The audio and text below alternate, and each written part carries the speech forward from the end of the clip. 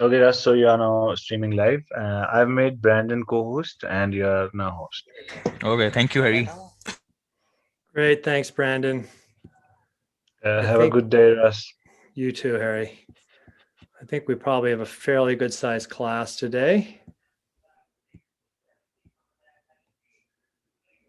How many participants are there in your class today? Let me check. Sure, sure. Was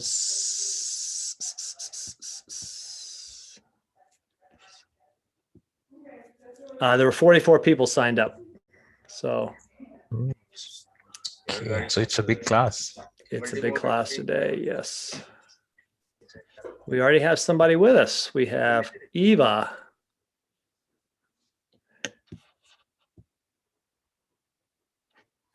I'll wait 3 minutes. Harry, sorry, Brand, just make sure I start record it. Yeah. Light right here.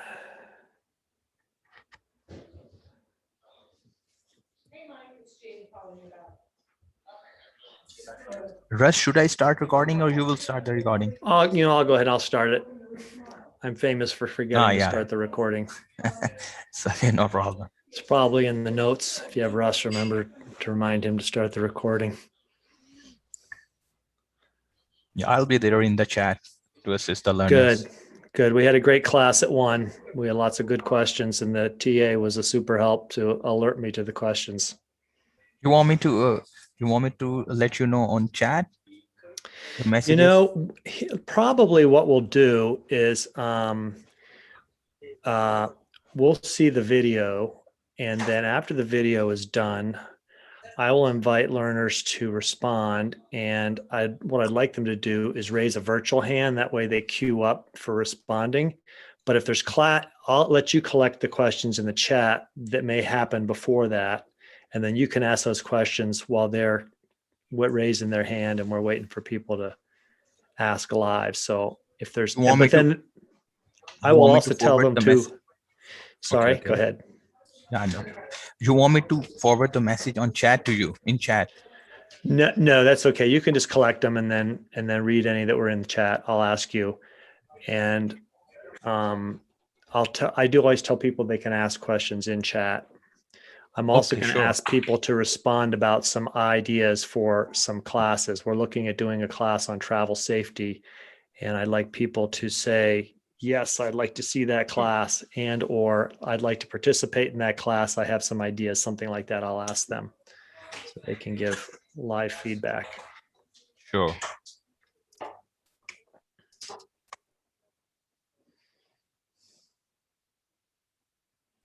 But Russ, please make sure that everyone should turn off their mic. Yes. Are you able as TA sure. to mute people? Absolutely. I'll ask them, but every now and then somebody forgets and then we get. Okay, sure. No problem. I will mute. If there will be any disturbance, I will mute. Thank you. I appreciate that, Brandon. You guys are great help. I love the TAs and the tech help. Thank you so much.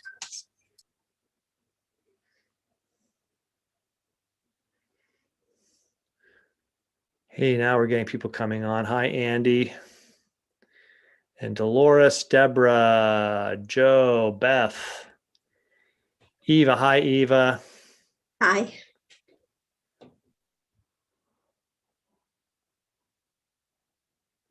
Hey there, Joe in Michigan here. Hi, Joe. How are you doing? Doing good, sir. Hi, Lynn. Where are you from in Michigan, Joe? Frankenmuth. Well, I've not heard of that. Where is that? It's up there in, everybody holds up the hand of Michigan. It's near Saginaw Bay, near Saginaw, Michigan. Bay City, Saginaw, and then Frankenmuth is south of that. Okay, very nice. Famous as a Christmas town. Oh, wow, that's great. You have a Chris Kindle Mart? Yes. Ja, wie du. Das ist richtig, ja. Sehr gut. Ja, gut.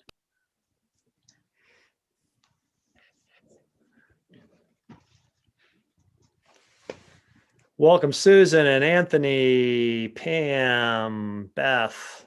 Hi, Lynn. You were in the last class we had at 1 o'clock. Hi, Pam. You were in class cycling. cycling, Yep. and I made a note after the class to create a packing list Yeah, and put it up. So I'll do that. great. I actually took a picture of all the stuff I took, but I didn't put it in the slides. It's in the next slide deck because I found it, and I brought too much stuff. So, but see, I walked the Right. Camino de Santiago in 2018, and I knew that how little I could get away with, but I was on a bike, so I figured, hey, I could just throw extra stuff in. So I did that, and I had 3 riding jerseys. I really didn't need 3. 2 was fine. Okay. So anyway, All right, look forward to it. okay. Hi, Beth. Beth is in the spirit. She's got her buff. Spirit of travel. Hi, Ginny and Shirley and Susan and Rosend and Dolores. Hi, Melinda. This could be a very big class, and we have with us, you'll see in the chat, Brandon, who's there, who's also here to help you if you have any questions about getting any of your stuff ready. Melinda's place looks very cozy. That is nice. That looks like a nice spot to sit.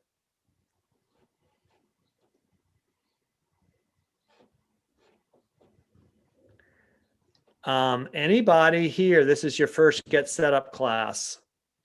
Any first timers, you can raise a hand or raise a virtual hand, and the little reaction button, you can raise a hand. No new people. Okay. Well, that's great. That's fine. Had 2 new people in the last class, which is great. We do newcomers classes every day, maybe even twice a day. I'm not sure.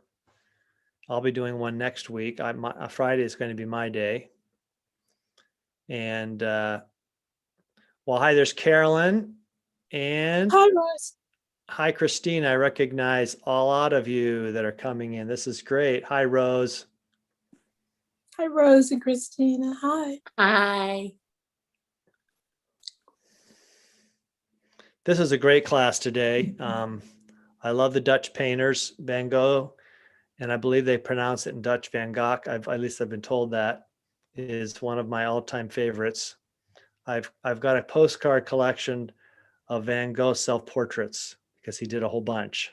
And whenever I'm in a museum and they have a Van Gogh self-portrait, I grab a postcard as a souvenir. I think I have 4. Hi, Joanne. How are you? Good to see you. I spent 2 months in the Netherlands, so I think I hit every museum. I had a museum card, so I think I hit every museum over there, but lots of great Dutch art. Good idea and good advice. So the museum chart, a card lets you in all museums or every museum in the country, in Amsterdam, or? Well, I'll be honest, it's been a few years, and I went over there on a home exchange. So I was living over there for 2 months, and the people that owned it, I'm not sure if you had to be a resident to get it, but anyway, since I quote had a Dutch address for 2 months, they got the card. Of course, you got to have photo ID and all that, and it cost money, but it was worth it. It was like, but it got you into every museum in Holland. So, Wow. It was, Well, so, exactly. It meant that even ones that it's like you might be mildly interested in, you could go in and just check it out for, but yeah, it was great. But yeah, lots of great art in the Netherlands. I haven't had my dinner, so I'm going to take video off so you don't have to watch me eat. But I definitely want to hear what your place is very charming back there. We were admiring your background. Oh, thank you. Thank you. It's my It looks real. Or is it virtual? Okay. Well, it's my living room. It's just that this way I don't have to worry about the lighting being right. Very nice. Well, one class we may talk about is the passes available to seniors all over the world, including the U.S. People here know about the National Parks Pass. I think it's age 62. Can somebody remind me? Let's see. 62 or 63. It's one of the best bargains out there. Thank you. It is one of the best bargains out there. There was a big complaint when they raised the price from $25 to $80 for lifetime pass. And I thought, are you kidding me? $80 is a bargain because I live about 20 miles from Skyline Drive. And every year we would get a pass for the year to go up on Skyline Drive. And that cost $40. I thought I'll pay $80 for a lifetime pass to all national parks and national sites, whatever they are. So yeah, it's a bargain. A lot of countries you go to, you can get a pass for a limited amount of time to various sites. I know in the UK, you can get a national, I forget what it's called, but it's, anybody can remind me what National Trust Pass, that's it. And they discount it seniors. And I think that in the UK, they discount it at age 60. A lot of countries, they consider 60 to be seniors, which is a wonderful thing. Rose, were you going to say something? Where do you get these passes from? Okay. Well, in the US, a national park pass, you can get, you can go online and purchase one, or you can get yours at a national park. They'll sell one. So I picked mine up last summer at Assateague Island. I was there with my wife and grandchildren, and we picked one up, and I don't lose it. I keep good track of it. I think it was $80, and it would have cost us like $20 or $25 to get into Assateague for the week. And I said, that's okay. Well, plus I think the Senior National Park lets you bring in 4 family members. So whoever's in your car. I think it's you might be right. It's either 4 people or a carload. It doesn't matter.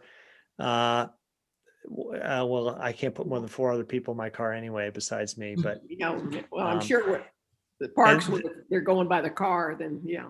And the same thing is true in other countries. And Rick Steves is great. You know, his guidebooks will list that.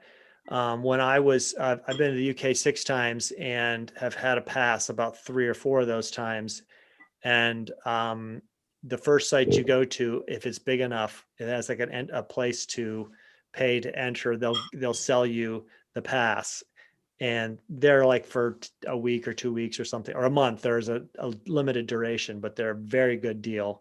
And so are the passes just for parks? They're not for museums also? Not necessarily. So that you're right, that there's differences. And what Melinda was bringing up was a museum pass, and we'll talk about that today in the video. Rick Steves talks about getting a museum pass. Those are usually separate. And I know I've seen them for Paris. When I was in Paris, I didn't get one because I only went to a museum. A lot of these places also have a free day once a month. And I have, with good luck, hit that more than once. When my wife and I and daughter were in Paris in 2013, we found out that the Musée d'Orsay was free on the Sunday evening we were there. So we went there. It's a beautiful art museum. It was in last week's class. We went a little tour of the Musée d'Orsay. And when my wife and I were in Rome in October 2019, they opened the Forum, the ancient part of the center of the city, one Sunday afternoon a month, and we were there Sunday afternoon, and we found there's like 3 entrances, and one had a line a quarter mile long, and one had 10 people in it. You just have to know where to find the right line. So we were lucky. Welcome everybody. It's good to have you all. We've got quite a few people here. There's 28 so far, and there may be a few more joining us. We've already 10 minutes into the hour. I really have been loving these events. A lot of you are quite familiar faces. You've been to a lot of the Rick Steves class. We had him Tuesday evening, and it was just great. Lawrence had questions to interview him with, but Rick kept going on, and we all kept thinking, just keep going, Rick. It's all right. You're answering a question that wasn't asked. Keep on going. He's marvelous to listen to, and he has a great sense, a great set of values for travel that I really love. I agree with a lot of his values as someone who travels a lot. So anyway, what we're going to do today is we're going to continue this series. We're going to look at some Rick Steves things on today is art in the Netherlands. And then we'll have some discussion, and I'm going to start with a screen share. And by the way, if you have any questions or comments, you can put them in the chat, and Brandon will, our TA will gather those up after the video or at the end. Yes, Joanne's right. You can get your pass, whatever kind of pass you're looking for, at the visitor center. TI is tourist information, pretty much anywhere in Europe. I'm thinking of, and you can get those passes there. They'll sell them to you. That's exactly right, Joanne. So let me do a little screen share here and hope that my computer doesn't accidentally tip off this little tower I've got it on. I've got a great new platform so I can stand up when I do classes on occasion. And I'm going to do a screen share with you today, and we're going to talk a little bit about Art Thursdays.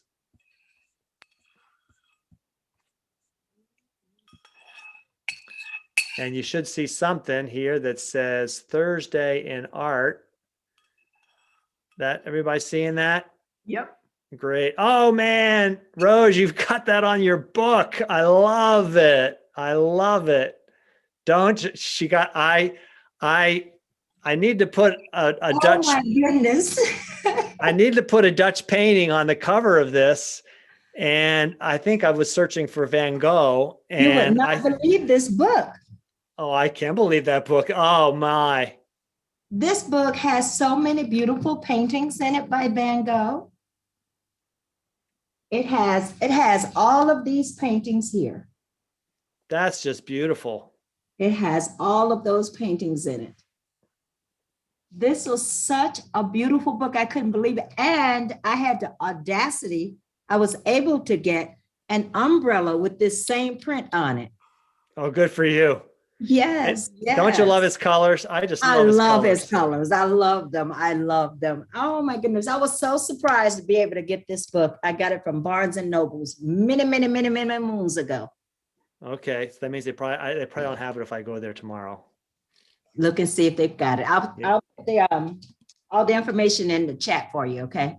Thank you, Rose. That's great. You're welcome. I'm Russ Ains, your guide. I'm a writer, a walker, and a cyclist. I used to be a book publisher, and I love to help authors shape their ideas into a book. I'm now, besides walking and writing and cycling, I also am a full-time guide with Get Set Up, and I love to work with older adults. You guys give me a lot of energy, and I collect wisdom from all of you. And by the way, that's why we'll have a discussion at the end of the day. We always share ideas. I always get good ideas, and you share them with others.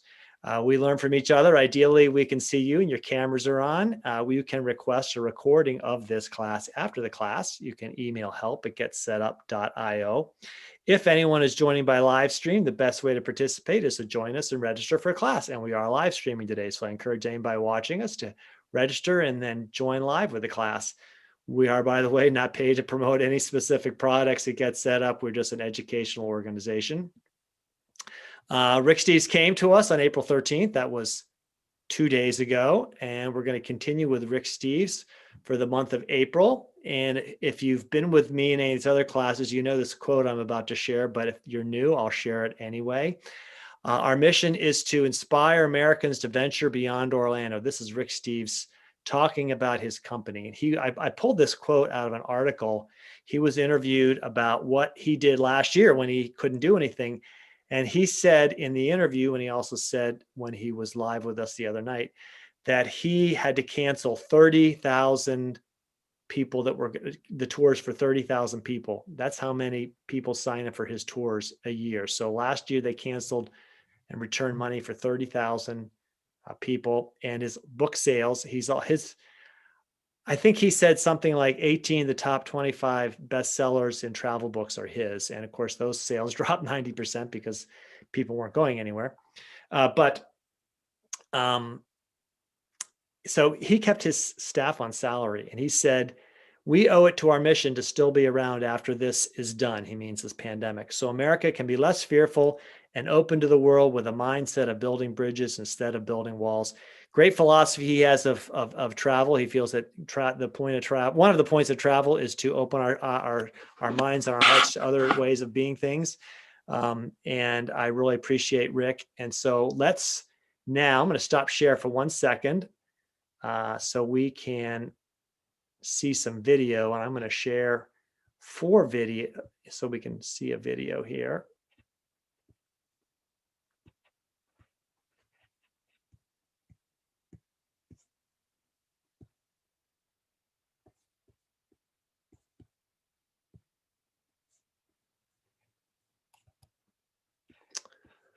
Okay, art in the Netherlands.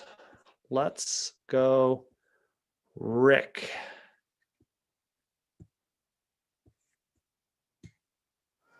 An entire museum is dedicated to the work of the great Dutch artist Vincent van Gogh.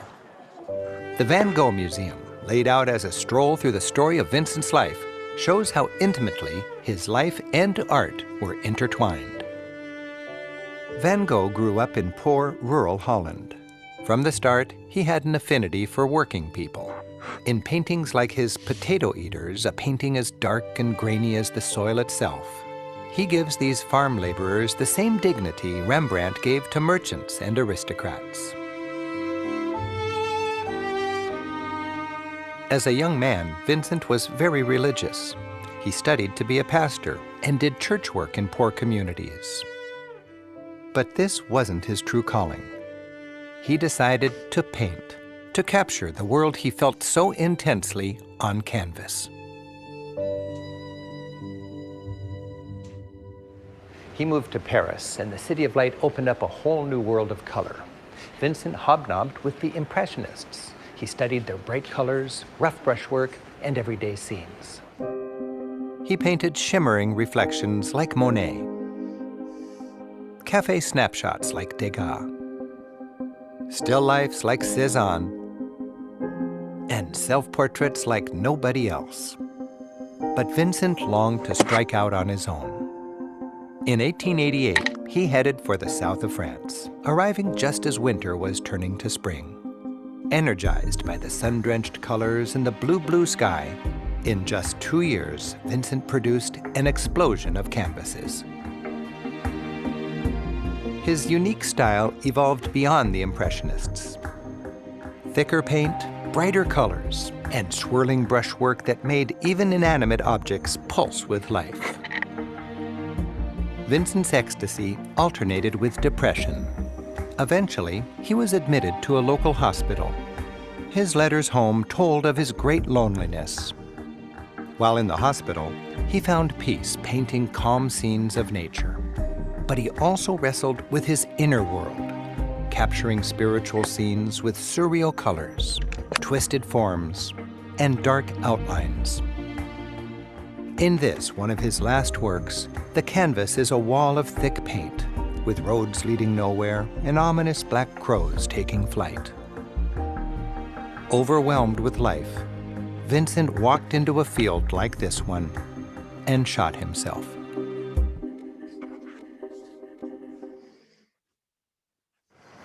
Amsterdam's Rijksmuseum is one of the artistic highlights of Europe. It was built to showcase the art of the Dutch Golden Age.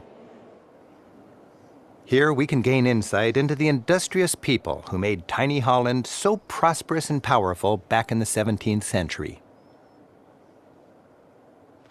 This art is really all about money.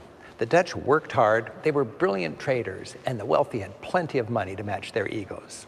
Now, painters earned their living working not for the church or the king, but by painting portraits for local big shots. The great Dutch painter Rembrandt, this is a self-portrait at age 22, earned his money painting portraits. These Dutch masters, actually the Drapers Guild, all paid equally and expected to be portrayed equally. Wearing the standard power suit of the day, it's as if someone walks in and grabs their attention, natural as a snapshot. In Rembrandt's Night Watch, we see another group portrait. But rather than the standard stiff pose, this one bursts with energy. It's the local militia, which was also a fraternity of business bigwigs, a kind of Rotary Club of the 17th century. They tumble out of their hall, weapons drawn, ready to defend their city. While creative and groundbreaking in its composition, some of those who paid the artist, like this guy, were probably none too pleased. This self-portrait of Rembrandt, at age 55, shows a man who's seen it all and woven those experiences into his art. Rembrandt did more than paint for big egos. In this painting, the prophet Jeremiah laments the destruction of Jerusalem. He slumps in defeat, confused and despondent. Rembrandt's use of light to highlight certain details set him apart from other artists of his age. The Rijksmuseum has 4 rare and precious paintings by Johannes Vermeer.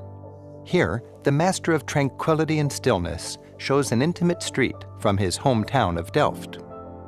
In this quiet painting of an ordinary milkmaid, Vermeer, who brings out the beauty of everyday things, creates a scene where we can almost hear the trickle of the pouring milk. Perhaps for the first time, art catered to the taste and budgets of middle-class people too. Smaller canvases by no-name artists that a regular merchant could afford and hang in his living room. The work of Jan Steen offers a delightful slice of 17th century Dutch life. No preachy religious or political themes, just light entertainment with a dose of folk wisdom. Here, children teach a cat to dance, mischief on their delighted faces. But their father's upset that they're wasting time. And in Steen's Merry Family, the parents party while their kids copy their irresponsible behavior.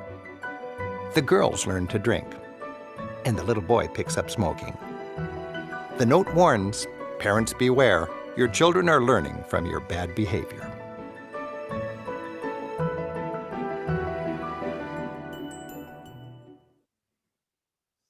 Just down the street, Haarlem's top museum features the work of its most famous son, the great portrait artist Frans Hals. Here, in a room full of his masterpieces, we get a good taste of Protestant Dutch art. When the Dutch broke away from Spain and the Catholic Church in the 1600s, they established an independent Protestant republic. While this was great for freedom, it was a crisis for painters. No more wealthy bishops and art-loving kings to commission grand works of art. Dutch society was a merchant society, and now artists worked for a new kind of customer. Merchants. These are the ego-boosting portraits of city bigshots. They epitomize the independent and upwardly mobile Dutch of the 17th century, the men who made the Golden Age golden. These Dutchmen worked hard and were proud of it. Here, some business leaders close a deal. They enjoyed displaying the fruits of their labor, like this, an exquisitely detailed still life of good food. No preachy Madonnas or saints, but a canvas reminder that this household ate very well. And this family had some fine pewterware. In this woman's portrait, her elegant dress and jewelry are painted with as much care as her face. Painters showed city pride as well. A centerpiece of most Dutch cities is the church. You see it in 300-year-old paintings, and you see it today as you explore. Haarlem's Grote Kerk, or Great Church, towers over the market square as if to bless all the business that takes place below.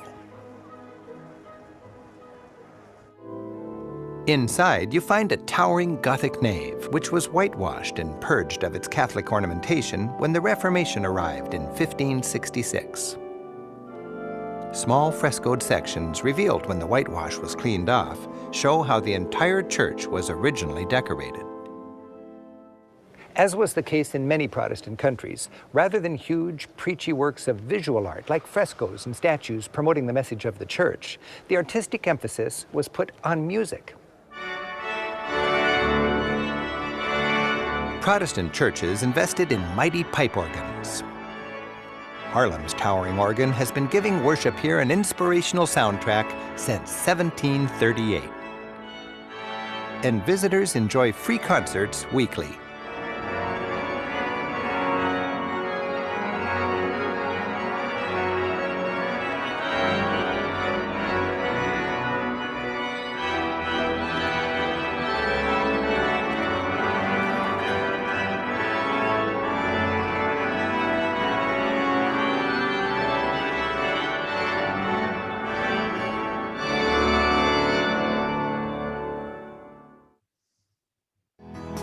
With Europe's densest population, the Netherlands has invested in an impressive public transportation infrastructure.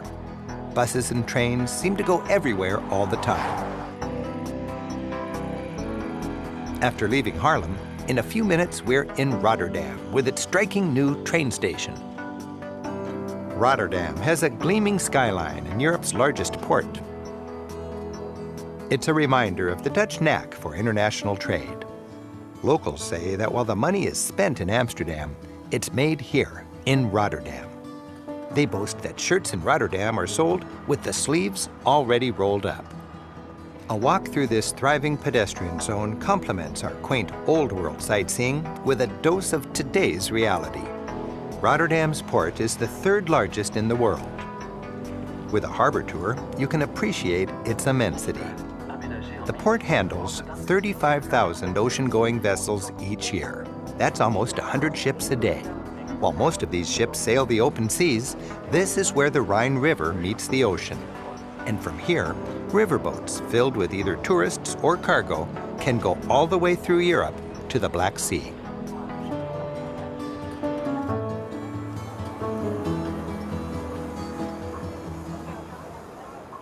Back in the 17th century, the Dutch East India Company, which did business in ports all around the world, was, in a way, the first great multinational corporation. Today, the Dutch, with little in the way of natural resources, still make their serious money in trade. They remain among the world's great shippers. After mighty Rotterdam, the tiny but historic port of Hoorn, a couple hours to the north, seems quaint. But in its day, it was one of 6 trading cities that joined forces to create the Dutch East India Company. It evokes a rich history from its once formidable harbor to its main square. Overlooking the square is the Westfries Museum, which takes you vividly back to Holland's golden age. Stepping into the venerable building, which dates from the 1600s, the floor creaks. Its planks were salvaged from centuries-old trading ships, which likely sailed all the way to the Spice Islands on the far side of the world. Here you feel the pride and the power of the Dutch when they dominated world trade and brutally capitalized on their far-flung colonial empire. Pondering group portraits above the mantel, you can imagine the influence and the wealth of these tycoons. Here they're portrayed as if they control the globe. In a way, they did. And much of that was because of the value of the spices they imported. With the bland cuisine of Europe back then, you can imagine the demand for these new exotic spices. You could spice up both your food and your life with peppercorns, cloves, and cinnamon. And nutmeg was so valuable, it was said a bag of these could buy a house in 17th century Holland.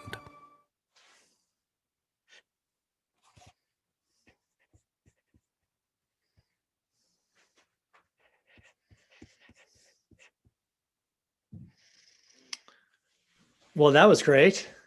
Yep. How many of you, anyone want to make a comment? Like you've been there, you'd like to share about it, or something you saw today you learned? Go ahead and put your virtual hand up. So we'll queue up by virtual hands. Since I can't see everybody, just you go to the reaction button and put up your hand. Like I'll put mine up. Hit reactions and you just hit the raise hand. Click on that. So I got my hand up, then I'll take my hand off. So anyway, that way we can get everyone in order. And I'll first, let me see, Brandon, are there some comments or questions in the chat?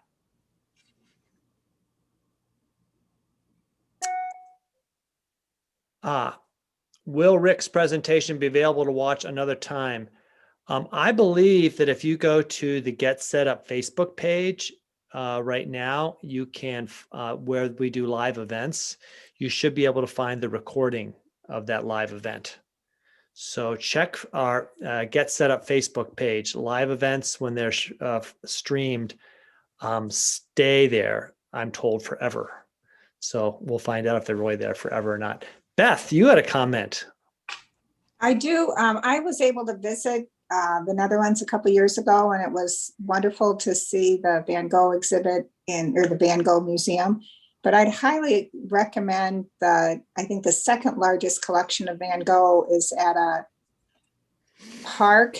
It's a venue within a park outside of Nijmegen, Netherlands. And compared to the crowds that you would experience at the big exhibit in Amsterdam, it was really a treat. So I'd recommend seeing that if you ever are lucky enough to go. That's a great tip. Yeah, I like to avoid the crowds myself. So that's a good idea. Can you put the name of that museum in the chat? I could if I could remember it. It might come to me. Don't worry. Don't worry. Thank you very much for the idea. Super. But actually, that park, and like I said, it's just outside of the town of Nijmegen. Mhm. We took public transportation there, and so we got off the bus and walked a couple blocks to get into the park. And then once you pay, they have bicycles right there, and you just jump on a bike and you ride the bike for as long or as short as you want. The art collection was kind of, I don't know how far, if it was 5 or 8 miles into the park, but it just felt like you were really kind of in the middle of nowhere, although there was a lovely outdoor sculpture collection there as well. And then, like I said, it's Van Gogh's second largest collection. And Nijmegen is near his birthplace, is that right? Yes, I've been there. It's the, I've got the program right here. It's the Kohler Mueller Museum. Yep. And Super. You want to put that in chat, yeah, Melinda? yeah. Thanks. And I was gonna, if Beth hadn't said it, I was going to mention that because it is true. It was a family that collected a ton, other than Theo, they had the biggest collection of his work when he was alive. They were one of the first collectors of Van Gogh's before the museums were after him. So It was just nice to be able to be up close without people all around you, and and the sculpture collection is quite fabulous too outside. And it's a great nature park. Mhm. I'll see if I can put that in the chat. Great tip, Beth. Thank you. Rose, did you have something? Yes, when I was young and crazy, I lived in Holland for a moment. And when I say the crazy part is I'm in this wonderful country with all of this fabulous art, and I don't appreciate it. So that's the crazy part, when I was young and crazy. Okay, but you see this picture behind me? I think so, yes. I was coming out of a club on a Saturday. My husband and I, we were coming out of this club, and there was an artist outside painting pictures. And this picture I bought. And that was in 1971. Wow. And it looks just like the day that I bought it. I just fell so in love with that picture. It's the Dutch landscape. I know you can't probably see the windmills because it's dark. But I just fell in love with it. Coming out of now I don't know if it was the alcohol. Looks like you enjoy it though. You still have it up.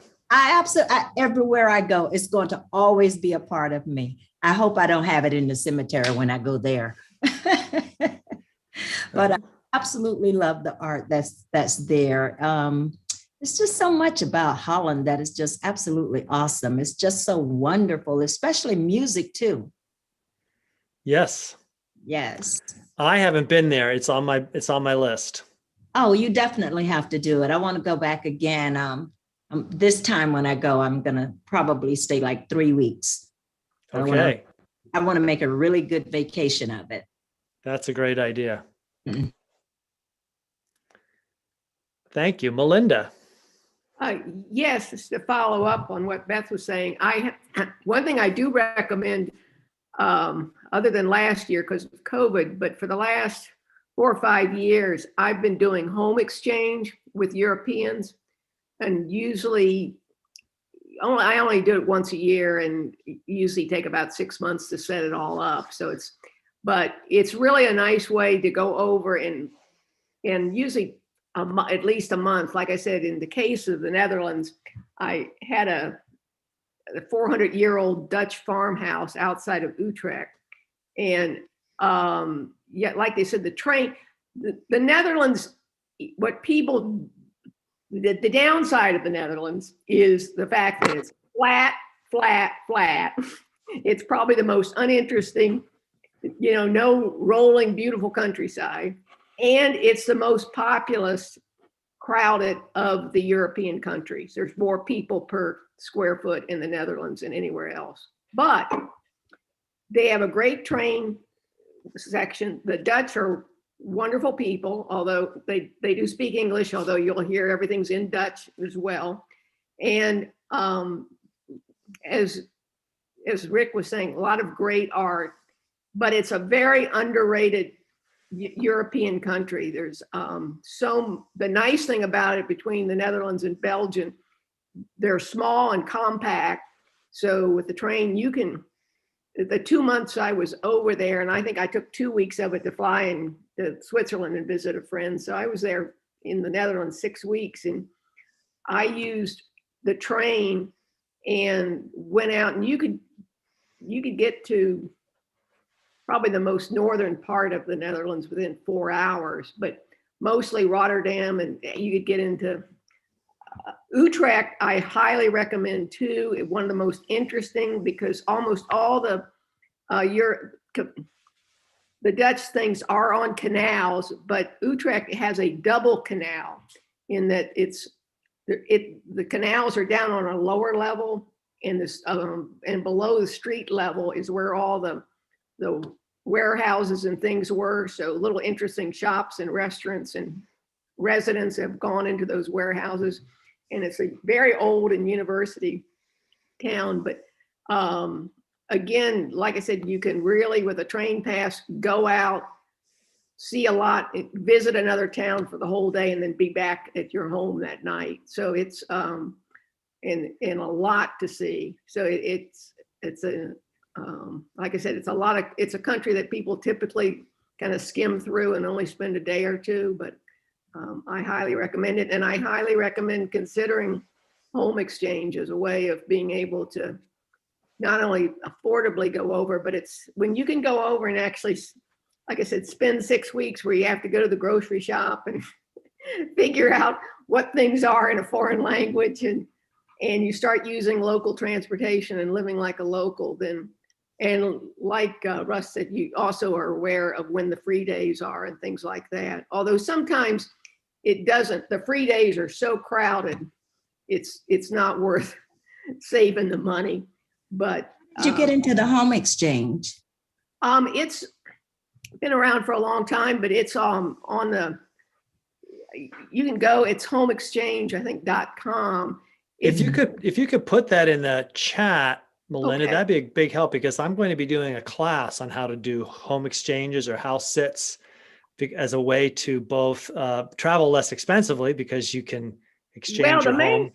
I kind of, the interesting thing about it is, and you can go and I think you used to be able to look at it without actually joining, but it's the only downside of it now is that with Airbnbs now, you've got a lot of people that have Airbnbs, and they're also listed on Home Exchange, which is a little bit, which means you're dealing with people that Airbnbs are fun and they're a great way to travel, except then the thing I've always liked about Home Exchange, and people go, do you trust a stranger in your home? And you go, well, they're not a stranger. For one thing, through Zoom and whatever, you get to meet the people, and you see online, you see their house and all that, and you simultaneous. So in other words, while you're in their house and you're in each other's house at the same time. So there's a mutual respect, and you're not exchanging money. So you're not treating each other's property like it's a hotel. You know, it's not like, oh, well, I'm spending $125 a night here for this Airbnb. And, you know, you're just literally swapping somebody's home. And so you know, there's sort of an equal respect and that you have for each other. And so it's done more for the experience than for saving money. It is a way to save money, but I found most of the people that do it are people that have money and either have second homes or whatever, and are doing it more for the experience. I'd be a little aware if somebody's using your home just as a free hotel. So, Sure. that's Yeah, all. thanks. If you could put that in the chat, that's part of the slow travel that we'll be talking about in a class next week, is that way to immerse yourself completely in another culture. Let's see, slow travel is next Monday at 3:30 p.m. So If you didn't come this week to that class, pick it up next Monday. I think it was Karen that wanted to say something next. Yes, thank you. First off, I just want to ditto what everyone's already said. And the video brought back wonderful memories. I've been to Amsterdam quite a few times and been able to stay at lengthy times. But rather than home exchange, partly because of Rick Steves, my husband and I started traveling internationally about 40 years ago because of Rick Steves. He was new to our public broadcast station, PBS. And he was the first travel show we ever saw when we first got married. It was the first travel show and it was the first guidebook we ever bought. But we went and we followed his footsteps, and we still do to this day, page by page. But when he said befriend the people, we've actually befriended people, 12 different families in Germany, England, Sweden, France, and we exchange homes. But we didn't go through a home exchange. We just met them during our travels and befriended them. And the trust was already there because we met them in person. We took them to dinner wherever we were, or they took us. And then we have a condo that we have on a lake, and we're just able to exchange. And that has worked out fabulously. And we still do that. And some of the folks that we still visit, we've known now 40 years. We know their grandchildren now. But one other thing I wanted to mention regarding Van Gogh and his fabulous art, I'm not sure the location of everyone attending this meeting, but in Houston right now through June 9th, I believe, we do have a Van Gogh exhibit. It's called The Joy of Nature at the Museum of Fine Arts, Houston. I'd like to invite everybody. I'm very involved in that museum. And it's a combination Van Gogh and David Hockney. And it's a fabulous exhibit. And I hope if you're in the Houston area, you might be able to attend.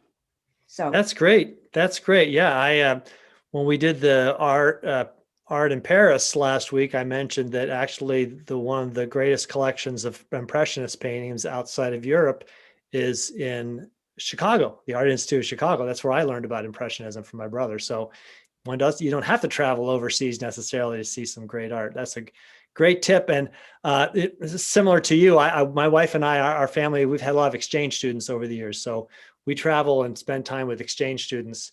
Ours have all been from Germany, but that's how we've gotten to know and travel quite a bit in Germany.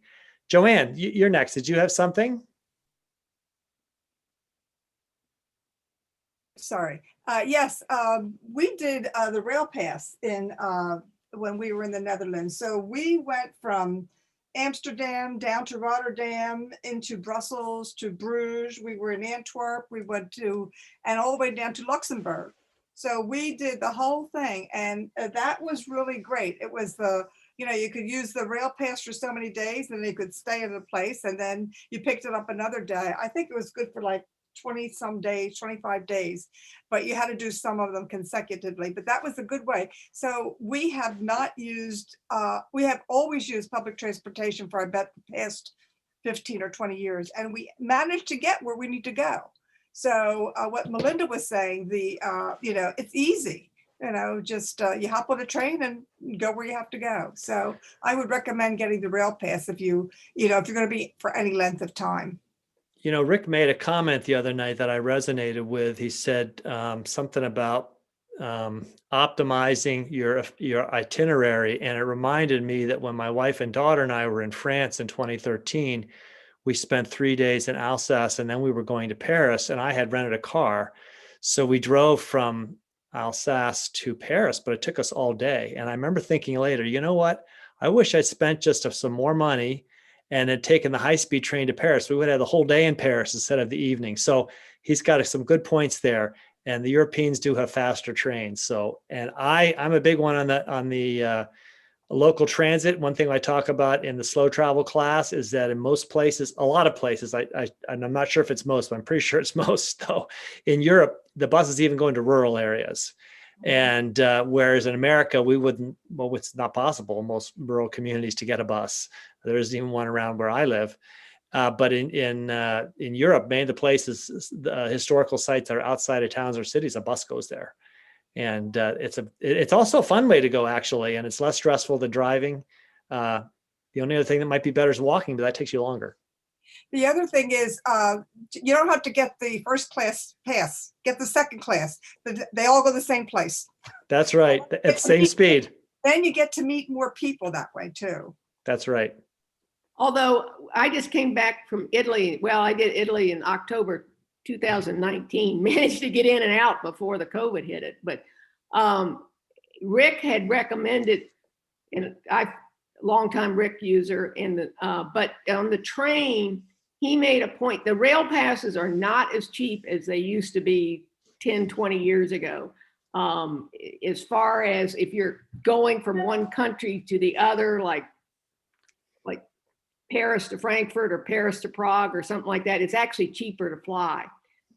Which is very different. 20 years ago, the train was always the way to go because airfare was so expensive over there. But he pointed out that to literally look up what the fares are, depending on where you're going, and unless you're doing short distances, it's a lot cheaper.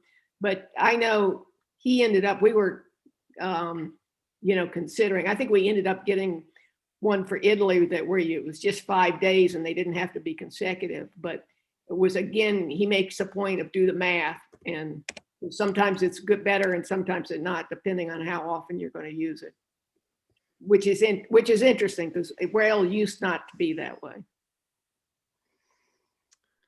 Thanks, Melinda. Anyone else have a comment about the Dutch, Holland, Dutch painters? It's really an interesting point that he was making. I love, I got to admit, those grand paintings of these Dutch merchants all spread out in their grand clothing is quite a sight. And we often don't know in America that the Dutch were probably just for a brief period of time, the wealthiest country in Europe because of the far-flung empire. And they had a lot of that was because of the East Indies. The British and the French and other countries and Spanish were competing for the Americas, but the Dutch had already settled the Indies, and they actually kept their possessions in the Indies until the Second World War. Actually, Indonesia, which is, I think, the third or fourth most populous nation in the world, actually was a Dutch colony until the Second World War. So, any more comments? One thing we talked about in our class earlier today about travel is I'm looking to put together a class on travel safety. So if any of you are interested in participating in that class, some of our classes, we have like a panel discussion, or if any of you have any particular insights or resources for traveling safely, let me know. You can put it in the chat right now, or you can put it in the feedback that you send after the class. You'll all get an email after this class asking you for feedback. And I love feedback on the class. Tell me how to make these classes better. But you also can put in ideas for other classes that we should have at Get Set Up. We'd love that. Classes about anything, not just about travel. Travel would be great if you want to do a class on travel, super. Or suggest a class on travel, that's super. But if you have other class ideas that you think we ought to be doing, let us know. And if any of you are interested in classes on travel safety and have any insights, please let me know. I'm pulling that class together now. I hope to do that. I think either 2 weeks from now or 3 weeks from now, we'll do a class. We're doing one on traveling solo. That's going to be April 28th, Wednesday. I think it's 2:30 to 3:30. That class is already on the schedule. You can find it. If you look up me as a guide, Russ, you can find my classes, and that class is on the schedule. I'm doing lots of travel classes, about 5 to 10 per week. So I don't know about the rest of you, but I'm chomping at the bit to get out traveling, and I'm having to bide my time. And the more I watch about traveling, it just reminds me how much I want to get out there and do something. But I'm patiently waiting for the world to be healthy. Don't want to be a part of the problem. I'd like to be part of the solution. So let's see. I've got a comment here. Melinda, you've done a lot of solo travels with women. I know a lot more women that have traveled solo than men. One of our panelists, Randy, is we do have a man in that panel discussion on traveling solo, and we have 2 women. And also travel safety is, especially if a woman is traveling solo, is a bigger concern. I understand that. That's why I'm trying to find a resource that's a woman to help me do the class on traveling safely. Any more comments or questions or suggestions while we're all together here? Let's see, reaction, raise my hand. Go ahead, Karen. I'm sorry I joined y'all a little late. If y'all have already discussed this, please tell me, but I was going to mention one more thing about Rick Steves. And my husband calls me a Rick Steves groupie. I don't like that term, but anyway, one more thing about Rick Steves. I just accidentally the other day was listening to a podcast, March 7th on National Public Radio. The podcast is How I Built This by Guy Raz. If any of you are familiar with it, go into the archives on March 7th. He interviewed Rick Steves, and I've heard Rick interviewed many, many times. I've visited with him, I told you that. But this interview was so personal. It's the only time I've heard Rick talk about his life, his family life, his wife, his divorce, his kids. It was really a great interview, and I think it's 40 minutes long. So it's the podcast is How I Built This. The host is Guy Raz. And can you put that in the chat? Sure. You're about the 3rd person who's mentioned that to me, and I want to I'll put that out in the notes afterwards because I've heard about that it's very good. Rick can be very personal, and he's doesn't hold back. I've heard that's a very good interview in that podcast, and Guy Raz is great. Thank you very much, Karen. That's a good suggestion. Any more comments or questions or ideas about Dutch, the painting, Holland, or anything about travel you want to bring up while we have everyone together here for a couple more minutes? I was just going to mention that people make a big, Van Gogh is wonderful, but one of the things is to be able to see Vermeers in person. They're very rare. There aren't very many of them, but certainly the Rijksmuseum has 4.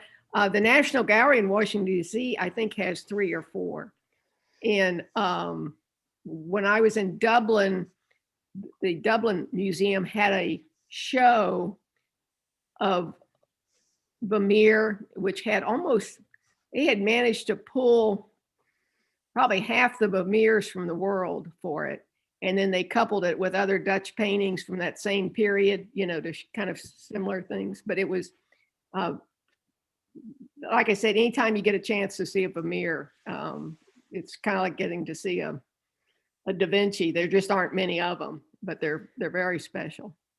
That's a great comment. That Vermeer wasn't it a Vermeer of the woman, the milkmaid pouring milk?